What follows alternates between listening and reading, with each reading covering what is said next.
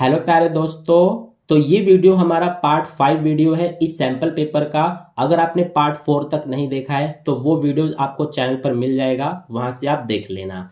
तो इस वीडियो में हम ये जो सैंपल पेपर है इसके सारे क्वेश्चंस को कंप्लीट कर लेंगे। और पिछले वीडियो में हमने 33 तक कर लिया था। इस वीडियो में हम क्वेश्चन नंबर 34 और उसके आगे के क्वेश्चंस को सॉल्व करेंगे।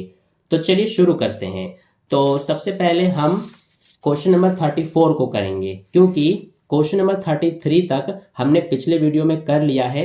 तो इसीलिए सबसे पहले देखिए क्वेश्चन नंबर 34। इसमें बोला है Rahul distributed chocolates on his birthday. He gave 5 chocolates to each child and 20 chocolates to adults. If the number of, यहाँ पर चिल्ड्रन आएगा, ये क्वेश्चन में थोड़ा सा मिसप्रिंट है, यहाँ पर चॉकलेट्स लिखा गया था लेकिन इसको आप करेक्शन कर लेना, यहाँ पर चिल्ड्रन आएगा। is represented by x and total distributed chocolates as y। तो ये हमें इंफॉर्मेशन दिया गया है। अब इस इंफॉर्मेशन के बेस पे यहाँ पर देखिए दो क्वेश्चंस हमसे पूछे गए हैं। फर्स्ट क्वेश्चन क्या पूछा है, right in the form of linear equation in 2 variables. तो हमें लीनियर इक्वेशन इन 2 वेरिएबल्स में जो हमें दिया गया है इसको हमें लिखना है। ठीक है, सबसे पहले इस क्वेश्चन को आप हिंदी मीडियम में पढ़ लेना, अगर आप हिंदी मीडियम के स्टूडेंट हो तो यहाँ पर ये रहा, राहुल ने अपने जन्मदिन पर चॉकलेट बांटी। उसने प्रत्येक बच्चे को 5 चॉकलेट और वयस्कों को 20 चॉकलेट दी। यदि बच्चों की संख्या को, यहाँ पर हिंदी मीडियम में भी करेक्शन कर लेना, यहाँ पर चॉकलेट लिखा था लेकिन बच्चों आएगा। यदि बच्चों की संख्या को x द्वारा दर्शाया जाता है और कुल वितरित चॉकलेट को y के रूप में दर्शाया जाता है, तो फर्स्ट पार्ट में पूछा है कि 2 चरों में रैखिक समीकरण के रूप में लिखें। तो हमें जो ये इंफॉर्मेशन दिया है इसको 2 चरों के रैखिक समीकरण के रूप में लिखने के लिए बोला है। तो चलिए इसका अब हम सॉल्यूशन कर लेते हैं। देखिए सबसे पहले हम फर्स्ट पार्ट को कर रहे हैं। तो इसमें हमें बोला गया है कि लीनियर इक्वेशन इन 2 वेरिएबल में लिखने के लिए, तो सबसे पहले इसके लिए हम क्या करेंगे, हमें बोला है कि जो नंबर ऑफ चिल्ड्रन है उसको x से रिप्रेजेंट किया जाता है। तो इसको सबसे पहले हम लिख लेते हैं कि number of children,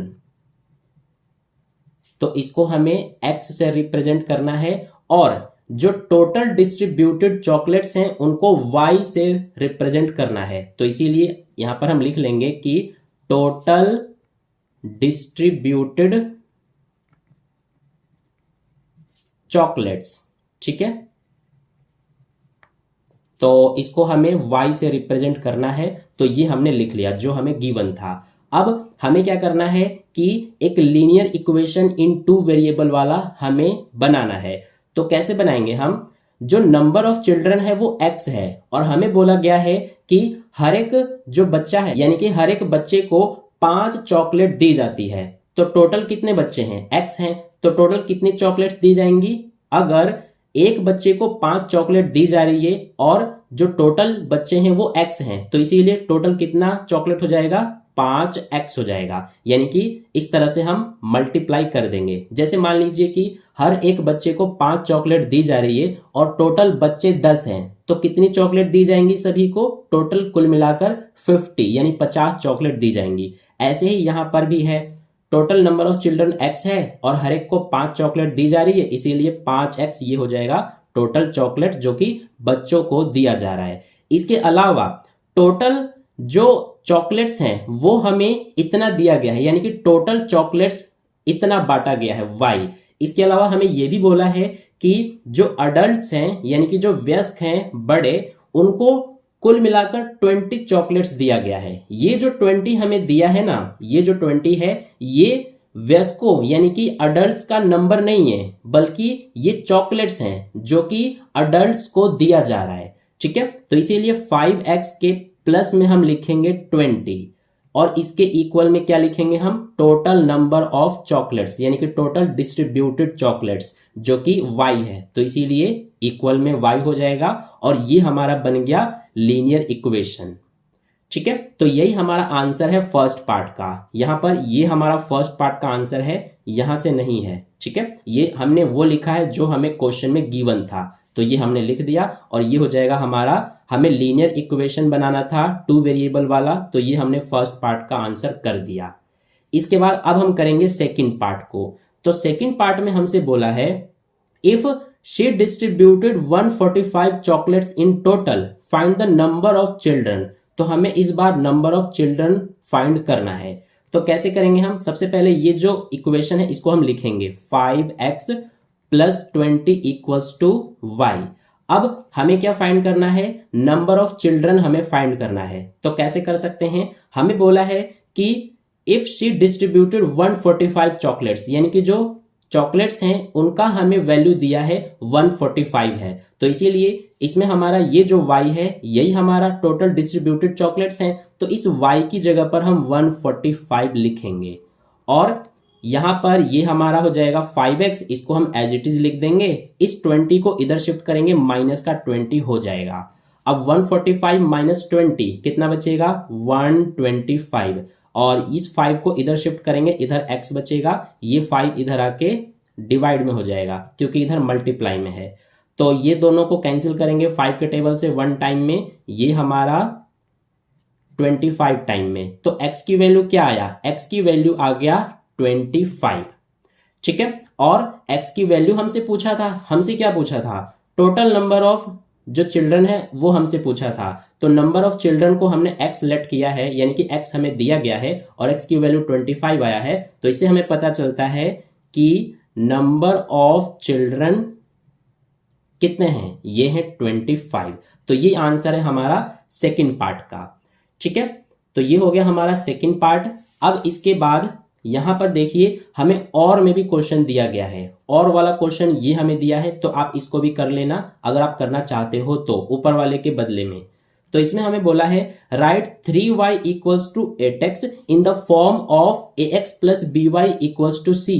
Also find the values of a, b and c and 2 solutions of the equation. How many solutions of this equation can you find out? सबसे पहले आप इस क्वेश्चन को हिंदी मीडियम में पढ़ लेना। यहां पर देखिए, तो हिंदी मीडियम में हमसे क्या बोला है? 3y = 8x को ax + by = c के रूप में लिखें। a, b और c के मान और 2 हल भी ज्ञात कीजिए। इस समीकरण के आप कितने हल ज्ञात कर सकते हैं? तो चलिए इसका अब हम सॉल्यूशन करते हैं।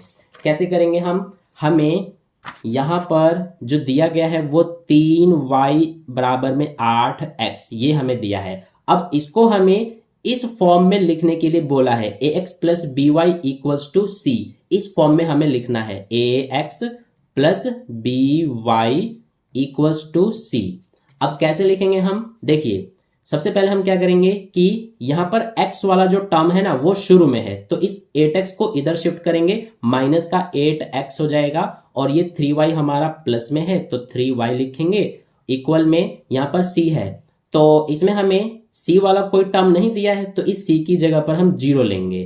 तो हमने क्या किया कि जो हमें ये दिया गया था इक्वेशन, इसको हमने इस फॉर्म में यहां पर लिख दिया। ठीक है, तो यहां तक हो गया हमारा। आगे बोला है also find the values of a, b and c। तो हमें इसमें a, b और c की वैल्यूज फाइंड करनी है। तो देखिए a क्या होता है, इसमें हमारा जो x का कोफिशिएंट है वही a की वैल्यू होता है। तो यहाँ पर x का कोफिशिएंट -8 है और b की वैल्यू क्या होता है, जो y का कोफिशिएंट है, यानी कि जो y के साथ मल्टीप्लाई हो रहा है जो कि 3 हो रहा है, तो ये b की वैल्यू होता है। और c की वैल्यू क्या होता है, जो इसमें कांस्टेंट टर्म है जो कि यहाँ पर 0 है, तो ये होता है c की वैल्यू। ठीक है, तो ये भी हो गया हमारा। अब इसमें आगे ये भी बोला है कि 2 सॉल्यूशंस, यानी कि हमें इसमें इसके 2 सॉल्यूशंस भी फाइंड करना है। ठीक है, देखिए also find the values of a, b and c and 2 solutions of the equation. तो हमें इस इक्वेशन के 2 सॉल्यूशंस भी फाइंड करने हैं। तो अब कैसे करेंगे हम? सबसे पहले इक्वेशन को लिख लेते हैं 3y = 8x, ये हमें गिवन है। अब इसके 2 सॉल्यूशंस कैसे फाइंड करेंगे हम? देखिए इसके लिए क्या करेंगे, सबसे पहले हम लेट कर लेते हैं। क्या लेट करते हैं? x या फिर y, दोनों में से किसी का भी वैल्यू आप लेट कर सकते हैं। ठीक है, तो यहां पर मैं लेट कर रहा हूं x की वैल्यू 0। ठीक है, यहां पर हिंदी मीडियम में आप लिखेंगे माना x = 0। तो यहां पर है 3y = ये हमारा 8 और इसके बाद x की वैल्यू हमने 0 लेट किया है तो ये 0 लिखेंगे। तो 3y इक्वल्स टू 8 और 0 का मल्टीप्लाई कितना आएगा, 0 आएगा। अब इस 3 को इधर शिफ्ट करेंगे, इधर y बचेगा, 3 इधर जाके 0 में डिवाइड हो जाएगा 3 से, तो 0 ही आएगा। तो y की वैल्यू हमारा 0 आ गया। ये हो गया एक सॉल्यूशन। इसके बाद दूसरा सॉल्यूशन भी फाइंड कर लेंगे। तो इस बार हम क्या करेंगे कि लेट करेंगे x की वैल्यू 1 लेट कर रहे हैं, ठीक है। आप चाहे तो y की वैल्यू भी 1 लेट कर सकते हो, आपकी मर्जी है। तो अब हम जो इक्वेशन है क्या है, 3y इक्वल्स टू 8 और यहाँ x है, x की वैल्यू इस बार हमें 1 लेना है। तो ये हो जाएगा 8 1 जा 8, 3 को इधर शिफ्ट करेंगे, डिवाइड में आ जाएगा, इधर y बचेगा। तो ये आ गया y की वैल्यू 8/3, ठीक है। अब क्या करते हैं, हम इस तरह से एक टेबल बना लेते हैं और इसमें हम क्या लिखते हैं, यहाँ पर x और यहाँ y। अब देखिए सबसे पहले हमने x की वैल्यु 0 लेट किया तो y की वैल्यू 0 आया, तो x की जगह पे 0, y भी हमारा 0। फिर हमने x की वैल्यू 1 लेट किया तो y की वैल्यू 8/3 आया। तो ये हो गए हमारे दो सॉल्यूशंस कंप्लीट, ठीक है। अब आगे इसमें एक और क्वेश्चन पूछा गया था कि how many solutions of this equation can you find out, यानी कि जो हमारा ये इक्वेशन है इसके हम कितने सॉल्यूशंस फाइंड कर सकते हैं, कितने सॉल्यूशंस निकाल सकते हैं। तो इसका आंसर आपको पता होगा, इसके हम इनफाइनाइट मेनी सॉल्यूशंस निकाल सकते हैं, यानी कि बहुत सारे हल इसके हो सकते हैं। जैसे कि यहाँ पर मैंने x की वैल्यू जो है वो 0 लेट कर लिया तो हमारा y की वैल्यू 0 आ गया। इसी तरह से x की वैल्यू 1 लेट किया तो y की वैल्यू ये आ गया। तो आप x या फिर y की वैल्यू कुछ भी लेट करोगे तो आपका आंसर निकल के आ जाएगा, यानी कि इस इक्वेशन के कई सारे हल हो सकते हैं, बहुत सारे। तो हम यहाँ पर आंसर लिख देंगे कि मैनी सॉल्यूशंस, ठीक है। ये हमारा इस लास्ट वाले क्वेश्चन का आंसर हो जाएगा, ये वाला। तो ये हो गया हमारा सॉल्यूशन कंप्लीट। या फिर यहां पर आप ये भी लिख सकते हैं इनफाइनाइट सॉल्यूशंस, ठीक है। हिंदी मीडियम में आप लिखेंगे अनेक हल। तो ये हो गया हमारा जो और वाला क्वेश्चन है, इसका भी सॉल्यूशन कंप्लीट। अब इसके बाद नेक्स्ट आता है क्वेश्चन नंबर 35। इसमें बोला है campaigning regarding girls education was organised by students of class 9th। Students made x-5 rows and 3x-4 columns for the rally.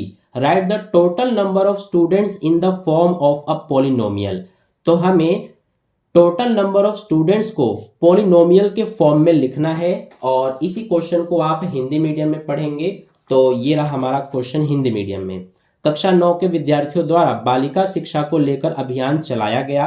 छात्रों ने रैली के लिए x-5 पंक्तियां और 3x-4 स्तंभ बनाए। विद्यार्थियों की कुल संख्या को बहुपद के रूप में लिखने के लिए हमसे बोला गया है।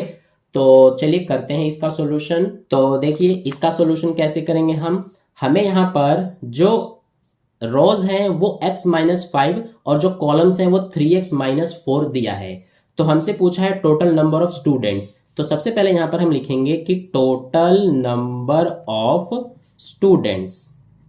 तो टोटल नंबर ऑफ स्टूडेंट्स कैसे पता चलेगा हमें, इसके लिए अगर हम जो हमारा नंबर ऑफ रोज है उसका मल्टीप्लाई कर देंगे नंबर ऑफ कॉलम से तो हमें पता चल जाएगा। तो इसीलिए इसके इक्वल में लिखेंगे हम कि नंबर ऑफ रोज इनटू में इसके आगे लिखना है आपको इनटू नंबर ऑफ कॉलम्स, ठीक है।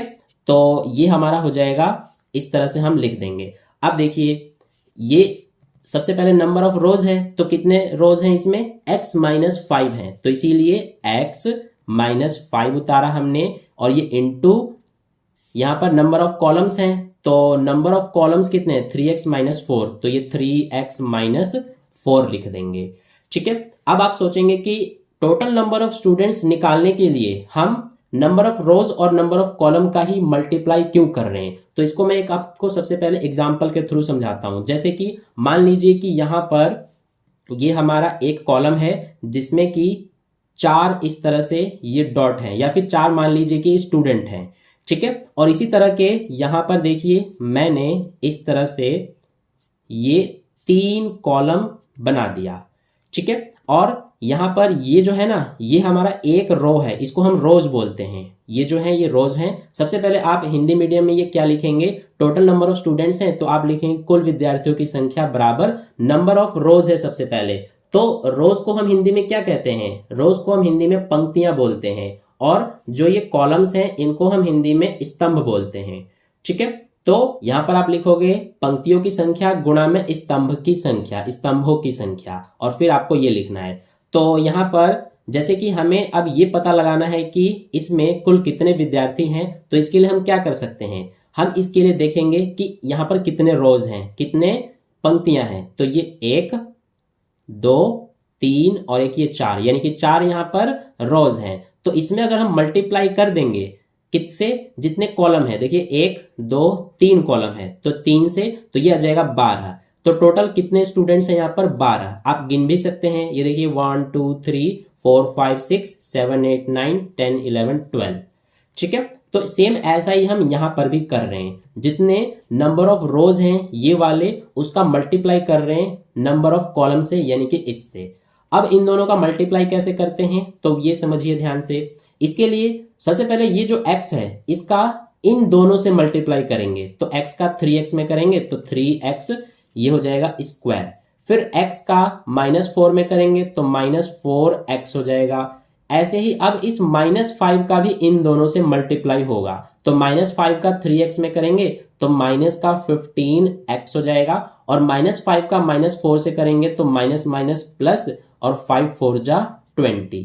अब इसमें देखेंगे ये आगे भी सॉल्व होगा क्या, तो ये देखिए ये दोनों जो हैं ये लाइक टर्म्स हैं, तो इसीलिए इन दोनों को आगे भी करेंगे। तो ये 3x स्क्वायर उतारा, -4x -15x, ये माइनस माइनस प्लस हो जाएगा, तो माइनस का 19x आ जाएगा, और ये प्लस का 20। तो यही हो जाएगा हमारा आंसर। ठीक है, हमसे बोला था कि पॉलिनोमियल के फॉर्म में लिखने के लिए नंबर ऑफ स्टूडेंट्स को, तो ये हमने लिख दिया पॉलिनोमियल के फॉर्म में। तो ये हो गया हमारा जो क्वेश्चन नंबर 35 है, इसका भी आंसर कंप्लीट। आई होप आपको समझ में आ गया है। अब इसके बाद हम चलते हैं नेक्स्ट क्वेश्चन नंबर 36 पर। तो क्वेश्चन नंबर 36 से आपका सेक्शन ई स्टार्ट हो जाता है। ठीक है, और सेक्शन ई में आपके केस स्टडी पे बेस्ड क्वेश्चंस आपसे पूछे जाएंगे। तो देखिए सेक्शन ई का जो हमारा क्वेश्चन नंबर 36 है वो यहां पर दिया गया है। तो चलिए अब इस क्वेश्चन को हम सॉल्व करते हैं। हमसे क्वेश्चन नंबर 36 में बोला है, Natasha has to reach her office every day at 9 AM. On the way to her office she drops her son at school. The location of Natasha's house, her son's school and her office are represented by the map below. Using the details given, answer the following questions. और सबसे पहले इस question को आप Hindi medium में पढ़ेंगे। तो question हमारा ये रहा, नताशा को हर दिन सुबह 9 बजे अपने ऑफिस पहुंचना होता है। अपने कार्यालय जाते समय वह अपने बेटे को स्कूल छोड़ती है। अब नताशा के घर, उसके बेटे के स्कूल और उसके कार्यालय का स्थान नीचे दिए गए मानचित्र द्वारा दर्शाया गया है। दिए गए विवरण का उपयोग करते हुए निम्नलिखित प्रश्नों के उत्तर दीजिए। यहां पर देखिए ये हमसे क्वेश्चन पूछा है। फर्स्ट क्वेश्चन है कि नताशा के घर के निर्देशांक ज्ञात कीजिए, यानी कि ये देखिए find the coordinates of Natasha's house. तो नताशा के घर का कोऑर्डिनेट्स यानी कि निर्देशांक हमसे पूछा है। अब इसके लिए आपको ये जो मैप है इसको ध्यान से देखना पड़ेगा। इसमें ये जो पॉइंट आपको दिख रहा है, ये वाला जो हमारा पॉइंट है ना, ये इसका यहाँ पर देखिए होम लिखा हुआ है, यानी कि H लिखा हुआ है। तो ये पॉइंट है जो नताशा है उसका होम का, यानी कि यहाँ पर उसका घर है, और ये उसके बेटे का स्कूल है, और ये वो जगह है जहां पर वो काम पे जाती है, यानी कि जो उसका ऑफिस है। ठीक है, तो हमसे कोऑर्डिनेट पूछा है नताशा के हाउस का। तो ये पॉइंट जो है ये नताशा के हाउस का पॉइंट है। तो इसका कोऑर्डिनेट क्या हो जाएगा, देखिए कोऑर्डिनेट बताने के लिए हम सबसे पहले चेक करते हैं कि ये जो पॉइंट है ये एक्स एक्सिस पर कितने पे है, यानी ये जो एक्स एक्सिस है इस पर कितने पे है, 1 2 3 4, यानी कि इस 4 पे है। और y एक्सिस पे चेक करेंगे तो ये देखिए 1 पर है। तो इसीलिए जो नताशा के हाउस का, जो उसका हाउस है उसका कोऑर्डिनेट क्या हो जाएगा, तो इसका आंसर हम लिखेंगे यहां पर फर्स्ट का कि ये जो h है इसका कोऑर्डिनेट है हमारा एक्स एक्सिस पर 4 और वाई एक्सिस पर 1, यानी कि 4 1 ये है उसके घर का कोऑर्डिनेट यानी निर्देशांक। अब इसके बाद चलते हैं सेकंड क्वेश्चन पर। तो सेकंड में हमसे पूछा है name the figure formed by joining the coordinates of Natasha's house, her sons school and her office. तो इस क्वेश्चन को सबसे पहले आप हिंदी मीडियम में देखिए। नताशा के घर, उसके बेटे के स्कूल और उसके कार्यालय के निर्देशांकों को मिलाकर बनने वाली आकृति का नाम बताइए। तो देखिए, जो नताशा का घर है और उसके बेटे का जो स्कूल है और जो उसकी ऑफिस है, इन तीनों को हम मिलाएंगे इस तरह से, तो ये हमारा क्या बन रहा है? ये हमारा एक ट्रायंगल यानी कि एक त्रिभुज बन रहा है, जो कि एक समकोण त्रिभुज है, यानी कि एक राइट एंगल ट्रायंगल है। ठीक है, तो इसीलिए सेकंड का आंसर हो जाएगा हमारा राइट एंगल्ड ट्रायंगल। ठीक है, हिंदी मीडियम में आप लिखना कि समकोण त्रिभुज। तो ये हो गया सेकंड का आंसर। अब करते हैं थर्ड पार्ट को। तो थर्ड पार्ट में बोला है which distance is shorter Natasha's house and her sons school और her sons school and her office. तो सबसे पहले इसको हम हिंदी मीडियम में पढ़ लेते हैं। नताशा के घर और उसके बेटे के स्कूल या उसके बेटे के स्कूल और उसके कार्यालय में से किसकी दूरी कम है? तो हमसे कम दूरी पूछा है, किसकी है? किस किस में से? नताशा के घर और उसके जो सन है उसके स्कूल का, यानी कि ये उसका घर है, ये उसके बेटे का स्कूल है। तो इन दोनों के बीच का डिस्टेंस आपको देखना है। और हर सन्स स्कूल यानी उसके बेटे का स्कूल और उसके ऑफिस यानी कि ये और ये, इन दोनों के बीच का डिस्टेंस, ये वाला डिस्टेंस आपको चेक करना है और ये वाला डिस्टेंस आपको चेक करना है। दोनों में से आपको बताना है कि कौन सा डिस्टेंस शॉर्टर है, कौन सा दूरी कम है। तो ये तो आपको वैसे भी देखने से ही पता लग रहा है कि ये वाला जो डिस्टेंस है ये हमारा कम है। ठीक है, तो इसीलिए सबसे पहले यहां पर हमें लिखना पड़ेगा। देखिए, ये जो पॉइंट है H और ये जो पॉइंट है S, इनके बीच का डिस्टेंस कितना है? ये देखिए, यहां से लेकर यहां तक ये 1 यूनिट, 2 और ये 3, यानी कि यहां से यहां तक का जो डिस्टेंस है वो 3 यूनिट का है। और हमें यहां पर देखिए दिया गया है 1 यूनिट इक्वल्स टू 1 किलोमीटर के इक्वल है। 1 यूनिट 1 किलोमीटर के इक्वल है। तो ये हमारा यहां से यहां तक का डिस्टेंस 3 यूनिट है। तो 3 यूनिट किसके इक्वल होगा? 3 किलोमीटर के। सबसे पहले यहां पर हम लिख लेते हैं कि 3 unit equals to 3 kilometre. HS के बीच का डिस्टेंस कितना है? 3 किलोमीटर। अब ये वाला डिस्टेंस हम लिखेंगे, यानी कि S और O के बीच का डिस्टेंस। तो SO के बीच का डिस्टेंस देखिए कैसे फाइंड करेंगे?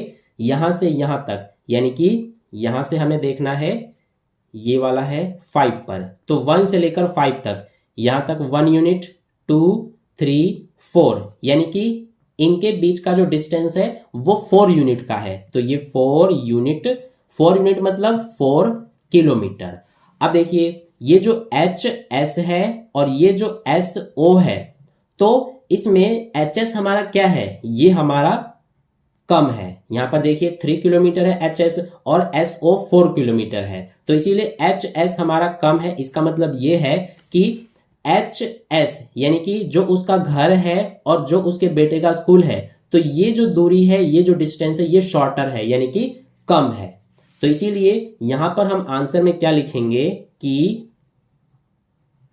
नताशाज house and her sons school.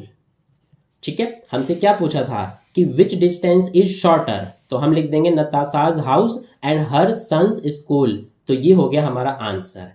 ठीक है, इसके बाद देखिए, इसमें हमें और में भी क्वेश्चन दिया है। और में क्या दिया है? If Natasha has changed her office to a new location that is exactly midway of the school and her home, the what are the coordinates of her new office location? तो हिंदी मीडियम में देखिए, यदि नताशा ने अपना कार्यालय किसी नए स्थान पर बदल लिया है जो स्कूल और उसके घर के ठीक मध्य में है, तो उसके नए कार्यालय स्थान के निर्देशांक क्या है? तो यहाँ पर जैसे कि जो हमारा यहाँ पर आप देख सकते हैं कि जो नताशा है उसका घर ये है और जो उसका सन का यानी जो उसके बेटे का स्कूल है वो ये है। तो हमसे बोला है कि जो उसने अपना ऑफिस चेंज किया है तो नए वाले जो ऑफिस है उसका लोकेशन क्या है, exactly mid way of the school and her home, यानी कि उसका घर और उसका जो स्कूल है इसके बिल्कुल मिड वे यानी बिल्कुल बीच में पड़ता है उसका नया वाला ऑफिस। तो बिल्कुल बीच में यानी कि बिल्कुल यहां पर आएगा। ठीक है, अब देखिए ये पॉइंट 4 पर है, ये जो स्कूल वाला पॉइंट है ये 7 पर है। तो 4 और 7 के बिल्कुल बीच में हमारा यहां पर आएगा। बिल्कुल मिड वे का मतलब है बिल्कुल बीचों बीच, यानी कि यहां पर। अब इस पॉइंट का हमें क्या बताना पड़ेगा, कोऑर्डिनेट्स यानी कि निर्देशांक। तो देखिए इस पॉइंट का कोऑर्डिनेट्स कैसे बताएंगे, इस पॉइंट का मतलब इसके जस्ट ऊपर यानी कि यहां पर। तो इसका कोऑर्डिनेट्स क्या हो जाएगा, इसके लिए सबसे पहले इस पॉइंट को चेक करेंगे एक्स एक्सिस पर कितने पर है। तो ये देखिए 5 और 6 के बिल्कुल बीच में है। तो 5 और 6 के बिल्कुल बीच में ये पॉइंट हमारा कितने पे होगा, 5.5 पर। तो इसीलिए जो और वाला क्वेश्चन है इसका सॉल्यूशन में सबसे पहले x की वैल्यू 5.5 हो जाएगा। अब y की वैल्यू लिखेंगे तो ये देखिए जो पॉइंट है वो y एक्सिस पर 1 यूनिट पर है। तो इसीलिए 5.5 एंड 1 ये हो जाएगा हमारा आंसर, जो ये और वाला क्वेश्चन है इसका। ठीक है, तो ये हो गया हमारा क्वेश्चन नंबर 36 कंप्लीट। अब देखिए क्वेश्चन नंबर 37, इसमें बोला है the great stupa at Sanchi is one of the oldest stone structure in India. तो ये हमें पूरा जो है इंफॉर्मेशन दिया गया है, इसको आप पढ़ लेना वीडियो को पॉज करके, और बाकी का यहाँ पर इंफॉर्मेशन दिया है। क्वेश्चंस जो हमसे पूछा है हम डायरेक्ट इस क्वेश्चन पर आते हैं।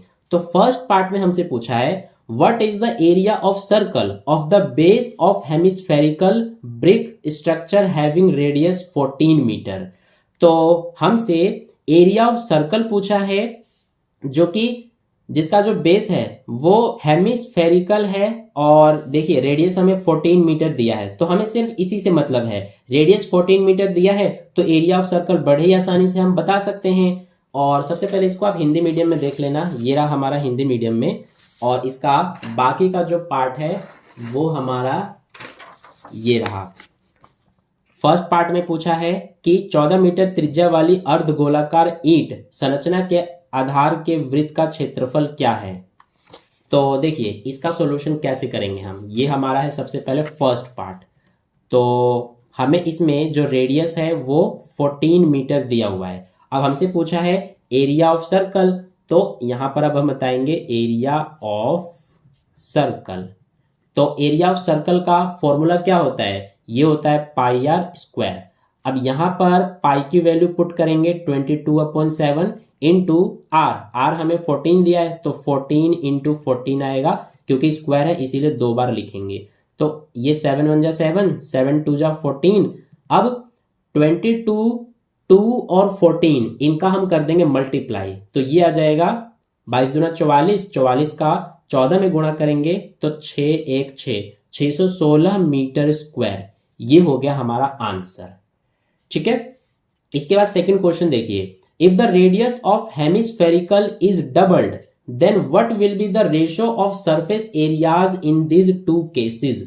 तो इसको आप सबसे पहले हिंदी मीडियम में देखिए, यदि गोलार्ध की त्रिज्या दोगुनी कर दी जाए तो इन दोनों स्थितियों में सतह क्षेत्रों का अनुपात क्या होगा। तो हमसे अनुपात पूछा है यानी कि रेशो पूछा है। किस कंडीशन में, हमें कंडीशन दिया है कि जो हेमिस्फेयर है इसका रेडियस अगर डबल कर दिया जाता है तो उसके सरफेस एरियाज का जो रेशो होगा वो हमें बताना है। तो चलिए इसको भी करते हैं हम, इजी है। देखिए कैसे करेंगे, जो शुरू में हेमिस्फेयर होगा उसका जो रेडियस होगा वो हम मान लेते हैं r, और जब उसका रेडियस को यानी उसकी त्रिज्या को हम डबल करेंगे तो क्या हो जाएगा हमारा, वो हो जाएगा 2r, क्योंकि r का डबल 2r ही तो होगा। तो जिस हेमिस्फेयर का जो रेडियस है वो अगर r था तो डबल करने पर 2r आ गया, तो अब इनका जो सरफेस एरिया है उसका रेशो क्या होगा ये हमें पता लगाना है। तो देखिए सरफेस एरिया यानी कि पृष्ठीय क्षेत्रफल, यहां पर हम 1 लिख रहे हैं, यानी कि जो हमारा r रेडियस वाला हेमिस्फेयर है उसका जो सरफेस एरिया है उसको हम SA1 यानी कि सरफेस एरिया 1 इस तरह से हम लिख कर दिखा रहे हैं, और इसके अपॉन में लिखेंगे जो हेमिस्फेयर जिसकी रेडियस 2r है उसको हम उसके सरफेस एरिया को SA2 लिख करके दिखा रहे हैं। अपॉन में क्यों लिखा है हमने, क्योंकि हमें रेशो फाइंड करना है। ठीक है, तो सरफेस एरिया यानी कि जो पृष्ठीय क्षेत्रफल होता है वो क्या होता है हेमिस्फीयर का, यानी कि जो अर्धगोला होता है उसका पृष्ठीय क्षेत्रफल क्या होता है। हमसे सिर्फ पृष्ठीय क्षेत्रफल बोला है, सरफेस एरिया। तो जब सिर्फ सरफेस एरिया बोला जाता है तो हम कुल पृष्ठीय क्षेत्रफल मानते हैं, यानी कि टोटल सरफेस एरिया।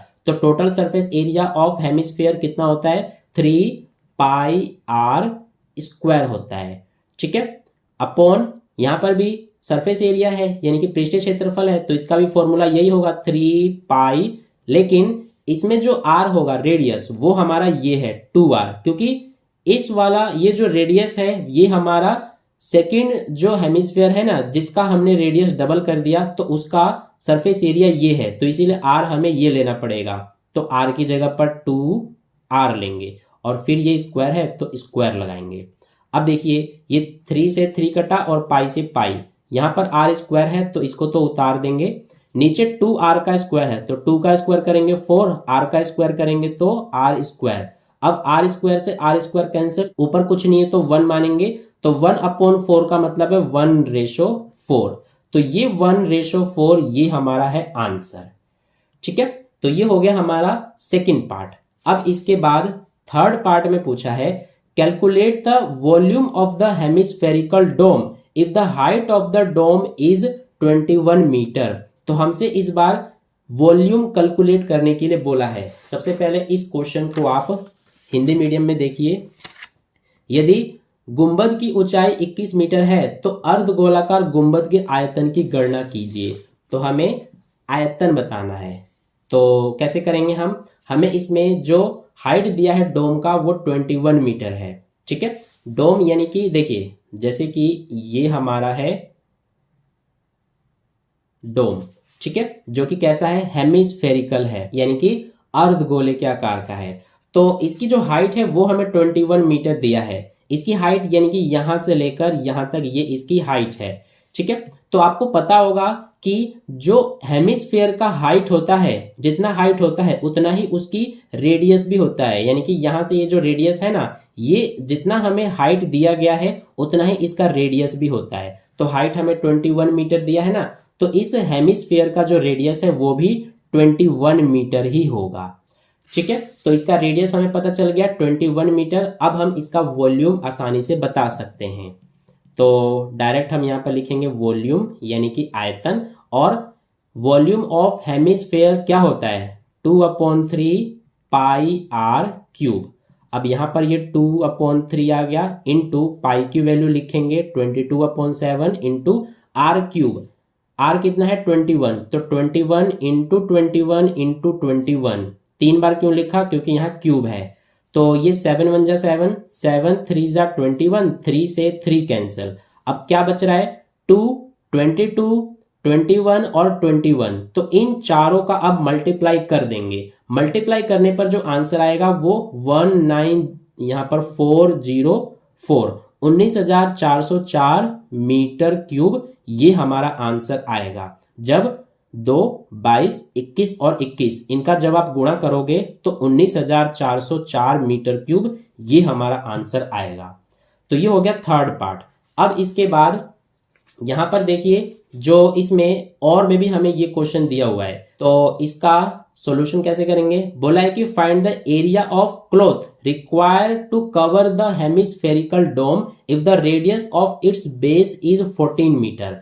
तो देखिए जो हमारा ये डोम है ना, इसको अगर क्लॉथ से, कपड़े से कवर करना होगा तो उस कपड़े का एरिया हमसे पूछा है। सबसे पहले इसको आप हिंदी मीडियम में पढ़ लेना।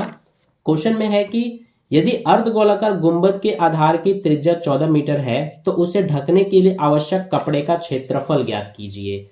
ठीक है, कपड़े का क्षेत्रफल यानी कि एरिया ऑफ क्लॉथ हमें बताना है जिस कपड़े से इस डोम को ढकना है। अब देखिए जो कपड़ा यूज होगा इसको ढकने के लिए वो तो सिर्फ इसके चारों तरफ ही लगेगा, इसके नीचे वाला पार्ट में तो नहीं लगेगा, नीचे वाले हिस्से में। तो इसीलिए हमें इस डोम का क्या निकालना पड़ेगा, टीएसए या फिर सीएसए, कुल पृष्ठीय क्षेत्रफल या फिर वक्र पृष्ठीय क्षेत्रफल, तो इसका हम निकालेंगे वक्र पृष्ठीय क्षेत्रफल, क्योंकि जो क्लॉथ लगेगा कपड़ा इसको ढकने के लिए वो सिर्फ इसके ऊपर यानी कि चारों तरफ ही लगेगा, अगर नीचे भी लगता तो हम कुल पृष्ठीय क्षेत्रफल निकाल रहे होते। ठीक है, तो देखिए अब इसका हम क्या निकालेंगे, इसका हम CSA यानी कि वक्र पृष्ठीय क्षेत्रफल निकालेंगे। रेडियस हमें कितना दिया है 14 मीटर। अब हमसे पूछा क्या है एरिया ऑफ क्लॉथ, तो एरिया ऑफ क्लॉथ कैसे निकालेंगे, इसके लिए हम CSA निकालेंगे जो डोम है उसका, और डोम हमारा हेमिस्फीयर के शेप का है, तो इसीलिए यहाँ पर देखिए ये डोम है, किस शेप में है, ये हेमिस्फीयर के शेप में, तो इसीलिए CSA ऑफ हेमिस्फीयर क्या होता है, यानी कि अर्धगोले का वक्र पृष्ठीय क्षेत्रफल 2πr² होता है। और टोटल सरफेस एरिया क्या होता है, यानी कि कुल पृष्ठीय क्षेत्रफल क्या होता है अर्धगोले का, वो मुझे आप कमेंट करके बताना ताकि आपका भी रिवीजन हो जाए। तो यहाँ पर ये 2 इंटू पाई की वैल्यू 22/7 इंटू r², r की वैल्यू है 14, तो 14 इंटू 14, 7 1 जा 7, 7 2 जा 14, 2 22, 2 और 14 इन सब का हम मल्टीप्लाई कर देंगे, 22 दूना 44 और 14 दूना 28। अब 44 और 28 का मल्टीप्लाई करना तो आपका आंसर आएगा 1232 मीटर स्क्वायर। ठीक है, तो ये हो जाएगा हमारा आंसर, यानी कि एरिया ऑफ क्लॉथ इतना लगेगा। तो ये हो गया क्वेश्चन नंबर 37। इसके बाद है नेक्स्ट हमारा लास्ट क्वेश्चन नंबर 38, जो कि यहां पर आप देख सकते हैं। इसमें बोला है there is a garden in a government building in the form of a triangle represented by triangle ABC. In the figure, which is an isosceles triangle in which AB equals to AC, the side BA is produced to D such that AD equals to AB. ये हमें figure दिया है, तो इसमें first part में पूछा है in triangle ADC which two equal angles are equal. सबसे पहले इसको तो आप हिंदी मीडियम में पढ़ना। एक सरकारी भवन में एक त्रिभुज के रूप में एक बगीचा है जिसे चित्र में त्रिभुज ABC द्वारा दर्शाया गया है। ये आप देख सकते हैं त्रिभुज ABC जो है ना, ये ट्रायंगल ABC, ये हमारा क्या है, ये एक गार्डन है, एक बगीचा है जो एक समद्विबाहु त्रिभुज है। यहाँ पर देखिए ये क्या है, एक समद्विबाहु आइसोस्केल्स ट्रायंगल है जिसमें AB इक्वल्स टू AC है, ये AB और ये AC जिस पर ये कांटे लगे हैं, ये दोनों क्या है, इक्वल हैं। भुजा BA को D तक बढ़ाया गया है जैसे कि AD बराबर AB, तो ये जो AB या फिर BA जो ये भुजा है ना, इसको आगे इस तरह से D यानी इस पॉइंट तक बढ़ाया गया है, जिससे कि हमारा क्या हुआ कि जो ये AD है इतना, ये इस AB इतने के बराबर है, यानी कि ये इतना और ये इतना भी बराबर है। पूछा है कि त्रिभुज ADC में कौन से दो कोण बराबर हैं, तो जो त्रिभुज ADC है ये वाला, इसमें कौन से दो कोण बराबर है वो हमें पता लगाना है। तो देखिए इसका सॉल्यूशन हम कैसे करेंगे। यहाँ पर हमारा ये रहा त्रिभुज ADC, अब इसमें कौन से दो कोण बराबर होंगे इसको ध्यान से समझिए। यहाँ पर हमारा क्या है कि हमें बोला गया क्वेश्चन में कि जो ये AB है वो इस AC के इक्वल है, यानी AB और AC हमारे दोनों क्या हैं, बराबर हैं। और हमें ये भी बोला है कि जो ये AD है ये हमारा इस AB के बराबर है, यानी कि ये जो AB है वो इसके भी बराबर है और इसके भी बराबर है। तो क्या हम ये नहीं कह सकते कि ये और ये जो दोनों हैं ये भी आपस में बराबर होंगे, है ना, क्योंकि ये हमारा इसके बराबर है और ये इसके भी बराबर है, तो इसीलिए ये दोनों भी आपस में बराबर होंगे। तो इसीलिए ये और ये हमारा बराबर हुआ, तो ये जो ट्रायंगल ACD है या फिर ट्रायंगल ADC है ये भी एक आइसोस्केल्स ट्रायंगल है, यानी कि समद्विबाहु त्रिभुज है। तो अगर ये हमारा त्रिभुज ADC एक समद्विबाहु है तो हमें पता है कि जो आइसोस्केल्स ट्रायंगल होता है समद्विबाहु त्रिभुज, उसके जो दोनों साइड्स होती हैं, जो दोनों भुजाएं होती हैं, उनके ऑपोजिट एंगल्स भी इक्वल होते हैं। जो ये दो साइड्स बराबर हैं इनके ऑपोजिट एंगल्स भी बराबर होंगे, यानी कि ये वाला एंगल इसके ऑपोजिट है और ये वाला एंगल इसके ऑपोजिट है, तो ये दो एंगल हमारे बराबर होंगे। ठीक है, तो इसीलिए क्या लिखेंगे हम यहाँ पर इसके सॉल्यूशन में कि कौन कौन से हमारे एंगल इक्वल हैं, एंगल ACD और एंगल ADC। तो एंगल ACD इक्वल है एंगल ADC के। और इसका रीजन भी हम लिखेंगे। रीजन क्या होगा कि angles opposite to equal sides are equal. यहां पर हम लिखेंगे कि angles opposite to equal sides are equal. तो ये हो गया हमारा आंसर फर्स्ट पार्ट का कंप्लीट। अब इसके बाद देखिए सेकंड पार्ट। सेकंड पार्ट में बोला है if the two sides are equal in a triangle then what you can say about the opposite angles of this sides. तो ये तो मैंने अभी आपको यहां पर समझा ही दिया है। सबसे पहले इसको आप हिंदी मीडियम में देखना। यदि किसी त्रिभुज में दोनों भुजाएं बराबर हो तो आप इन भुजाओं के सम्मुख कोणों के बारे में क्या कह सकते हैं। देखिए जो ये मैंने लिखा है इसको आप हिंदी मीडियम में लिखेंगे कि बराबर भुजाओं के सम्मुख कोण बराबर होते हैं। तो यही सेम चीज हमें इसमें बोला गया है कि अगर दो भुजाएं यानी कि दो साइड्स अगर किसी ट्रायंगल के इक्वल हो तो हम उनके जो अपोजिट एंगल्स हैं यानी कि सम्मुख कोण जो होते हैं उनके बारे में क्या कह सकते हैं। तो हम यही कह सकते हैं कि दोनों जो कोण होंगे अपोजिट एंगल्स वो बराबर होंगे। ठीक है, तो यहां पर जो है सेकंड का आंसर आपको ये जो मैंने लिखा है ना यही आपको यहां पर लिख देना है सेकंड के आंसर में। Angles opposite to equal sides are equal यहां पर आपको लिखना है। ठीक है, तो ये हो जाएगा सेकंड का आंसर। अब देखिए थर्ड को करते हैं। थर्ड में बोला है फाइंड एंगल BCD। तो एंगल BCD यानी कि ये जो पूरा एंगल है ये हमें फाइंड करने के लिए बोला गया है। देखिए हिंदी मीडियम में भी छोटा सा क्वेश्चन है, कोण BCD ज्ञात कीजिए। तो हमें कोण BCD ज्ञात करना है। अब देखिए कोण BCD कैसे ज्ञात करेंगे। इसके लिए सबसे पहले जो हमारा ये ट्रायंगल है इसको मैं यहां पर बना लेता हूं। ठीक है, तो इसका नाम हमारा है यहां पर सबसे पहले ये है ABC और ये D। अब इसमें हमारा ये इसके इक्वल है और ये इसके इक्वल है। तो अब इसमें सबसे पहले हम नेमिंग कर लेते हैं। यहां पर ये जो एंगल है ना इसका नाम 1 और इस एंगल का नाम 2, इस वाले एंगल का नाम 3 और इसका नाम 4 दे देते हैं। अब देखिए इसमें हमारा क्या होगा कि हमें पता है कि जो ये AB है AB और ये जो AC है ये AC, AB और AC हमारे दोनों क्या है इक्वल हैं। ठीक है, तो यहाँ पर लिख लेते हैं कि AB जो है वो AC के इक्वल है। इसका रीजन हम लिखेंगे, ये हमें क्वेश्चन में गिवन है। आपको मैं दिखा देता हूं AB इक्वल्स टू AC देखिए हमें दिया हुआ है तो इसीलिए इसका रीजन हम लिखेंगे गिवन। अब अगर हमारा ये और ये दोनों साइड्स इक्वल हैं तो इनके ऑपोजिट एंगल्स भी इक्वल होंगे यानी एंगल 1 और एंगल 2 हमारे इक्वल होंगे। लिखेंगे एंगल 1 इक्वल होगा एंगल 2 के। इसका रीजन क्या होगा, यही वाला होगा यानी कि angles opposite to equal sides are equal. ठीक है, तो ये हो जाएगा इसका रीजन। अब देखिए यहां पर ये तो हमने एंगल 1 और एंगल 2 को इक्वल दिखा दिया। इसके अलावा हमें पता है कि ये जो AD और ये AC है ये भी हमारे इक्वल हैं। AD और AC हमारे क्या हैं, इक्वल हैं। तो यहां पर हम लिख लेते हैं कि AD इक्वल्स टू AC है। तो अगर हमारा ये और ये इक्वल है तो इनके ऑपोजिट एंगल्स भी इक्वल होंगे यानी एंगल 3 इक्वल होगा एंगल 4 के। तो एंगल 3 इक्वल्स टू एंगल 4 करेंगे। और इसका भी रीजन ये जो मैंने ऊपर लिखा है यही सेम आपको यहां पर लिख देना है। ठीक है, तो ये हो गया हमारा। अब इसके बाद हम क्या करेंगे कि जो हमारा ट्रायंगल BCD है इसको लेंगे। तो यहां पर लिखेंगे इन ट्रायंगल BCD। अब इस ट्रायंगल में एक तो हमारा ये एंगल है एंगल 1, इसके अलावा प्लस में हम करेंगे एंगल ये भी है हमारा यानी कि एंगल 2, प्लस ये भी है यानी कि एंगल 3, प्लस ये भी है यानी कि एंगल 4।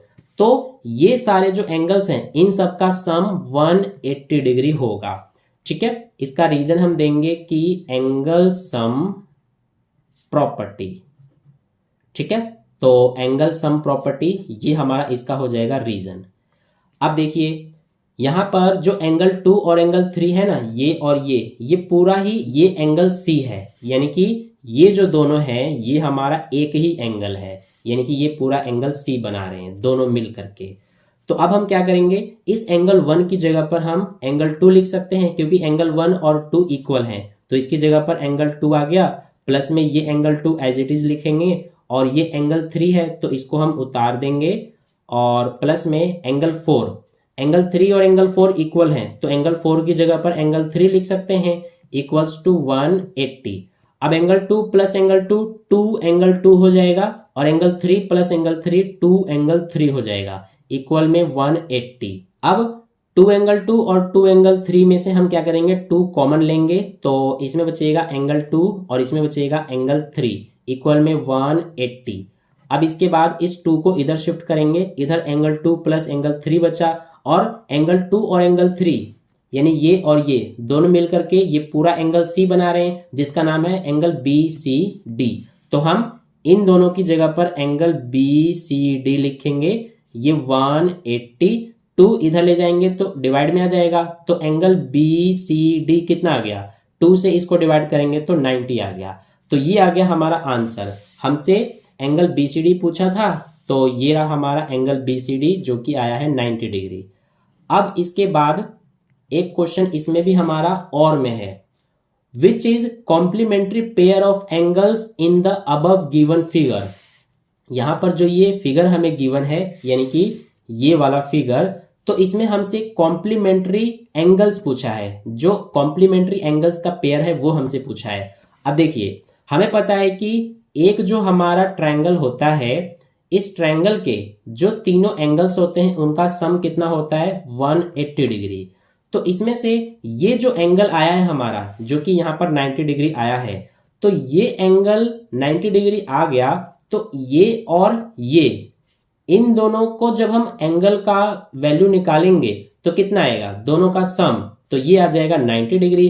क्योंकि ये अकेला 90 है तो बाकी जो 90 बचा वो ये दोनों मिलकर के बनाएंगे, तो इसीलिए यही दोनों हमारे क्या हैं, कॉम्प्लीमेंट्री एंगल्स हैं। देखिए, कॉम्प्लीमेंट्री एंगल्स कौन से होते हैं, जिन एंगल्स का जो पेयर में एंगल्स होते हैं उनका सम अगर 90 डिग्री होता है उनको हम कॉम्प्लीमेंट्री पेयर ऑफ एंगल्स बोलते हैं। ठीक है, तो इसीलिए यहां पर हमारा कॉम्प्लीमेंट्री एंगल्स कौन कौन से हैं, ये वाला और ये वाला, यानी कि इसका नाम है एंगल ABC और इसका नाम है एंगल ADC। तो इसका आंसर हो जाएगा कि angle ABC and angle ADC। तो ये है हमारा लास्ट क्वेश्चन का आंसर, यानी कि इस वाले का। तो इसी के साथ हमारा जो ये सैंपल पेपर है इसके सारे सॉल्यूशन कंप्लीट हो गए। तो इसीलिए इस बात के लिए एक लाइक तो जरूर कर देना, ताकि मुझे भी मोटिवेशन मिले और आगे के क्वेश्चंस का सॉल्यूशन कराने के लिए। ठीक है, तो अगर आपने चैनल सब्सक्राइब नहीं किया तो सब्सक्राइब करके बेल आइकन प्रेस कर लेना। तो मिलते हैं फिर अगले वीडियो में।